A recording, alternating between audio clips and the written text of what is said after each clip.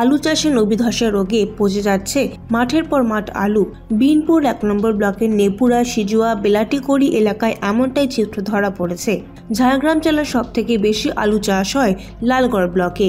এর মধ্যে নেপুরা অঞ্চলে আলু চাষে নাবি ধসার রোগে সব থেকে বেশি ক্ষতিগ্রস্ত হয়েছে এখানকার চাষিরা। এবছর প্রায় ৫,০০০ হেক্টর জমিতে আলু চাষ করা হয়েছে।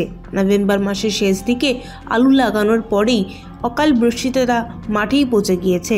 বেশি লাভের আশায় ফের চাষিরা আলু চাষ করেছেন, কিন্তু ফের সেই আলু পচে গিয়েছে। বারবার আলু পচে যাওয়ায় তারা সমস্যায় পড়েছে।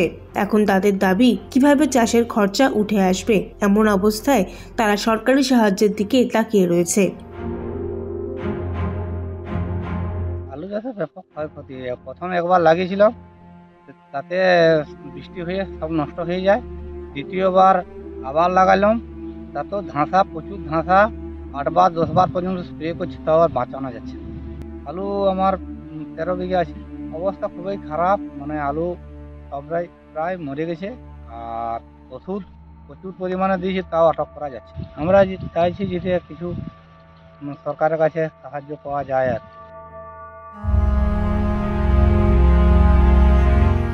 ঝাড়গ্রাম থেকে নিজস্ব প্রতিনিধির রিপোর্ট, এএনএম নিউজ।